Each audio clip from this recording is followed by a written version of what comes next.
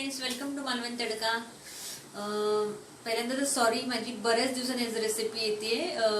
थोडा जास्त गॅप झाला. आज मी पुन्हा गोड घेऊन आली आहे, ती म्हणजे गव्हाची लापशी. चला आपण साहित्य बघूया. पण लापशीचं साहित्य पाहणार आहोत. मी इथे ही 1 कप बारीक लापशी घेतली. इथे तुम्ही जाडी किंवा बारीक कोणतीही लापशी वापरू शकता. एक तर थोडी ह्याच्यापेक्षा जाडी पण येते, मी ही बारीक वापरली. आणि ही पाऊण कप साखर घेतली. साखर तुम्ही तुमच्या आवडीप्रमाणे घ्यायची आणि तुम्ही साखरेला पर्याय म्हणून गूळ पण वापरू शकता. पाव कप तूप आहे. हे मी 1 कप दूध घेतले. वेलची जायफळ पावडर आहे. हे काजू आहे, तुम्ही तुमच्या आवडीचे ड्रायफ्रूट कोणतेही वापरू शकता. आणि सजावटीसाठी बदामाचे काप आहेत. आणि हे 2 कप पाणी घेतले.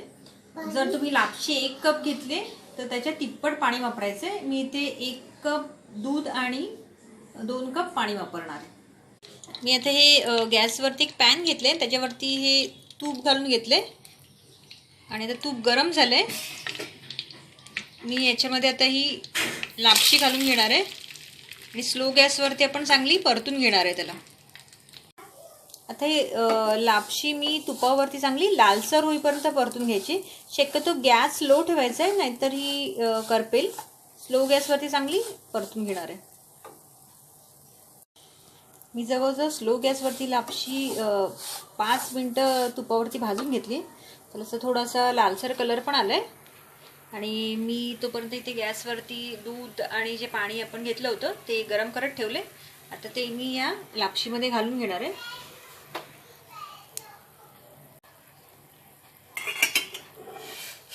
हळूहळू घालायचं, नाहीतर मग अंगावर उडायची शक्यता असते.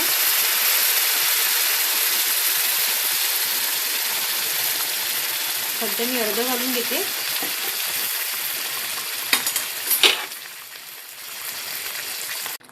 मी अर्ध पाणी आणि दूध घातले आणि आता मी साखर घालणार आहे आणि ड्रायफ्रूट पण घालून घेणार आहे. थोडंसं परतून घेणार आहे. आता मी अजून उरलेलं पाणी आहे ते पण मी याच्यामध्ये घालून घेणार आहे. आता मी याच्यावर झाकण ठेवून जवळजवळ 15-20 मिनटं शिजायला देणार आहे स्लो गॅसवरती. जवळजवळ 20 मिनटं हे मी स्लो गॅसवरती शिजवून घेतली आणि आपली लापशी ती रेडी झाली आहे, छान शिजली आहे. मी प्लेटमध्ये सर्व करणार आहे.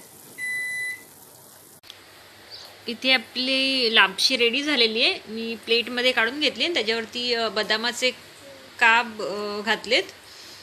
आपली टेस्टी आणि हेल्दी अशी लापशी रेडी आहे. इथे तुम्ही लहान मुलांना ब्रेकफास्टसाठी वगैरे पण ही देऊ शकता आणि सणासुदीला गोडधोड म्हणून सुद्धा बनवू शकतो.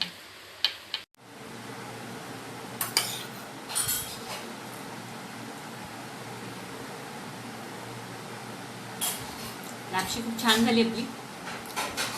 तुम्हाला जर माझी रेसिपी आवडली असेल तुम्ही सुद्धा नक्की करून बघा. एकदम इझी आणि हेल्दी रेसिपी आहे. आणि जर माझ्या रेसिपीज बघायला तुम्हाला आवडत असेल तर आमचा चॅनल सबस्क्राईब करा, म्हणजे माझी किंवा नीताची जी रेसिपी अपलोड होईल त्याचं नोटिफिकेशन तुम्हाला इमिडिएटली मिळेल. आणि रेसिपी बघितल्याबद्दल धन्यवाद.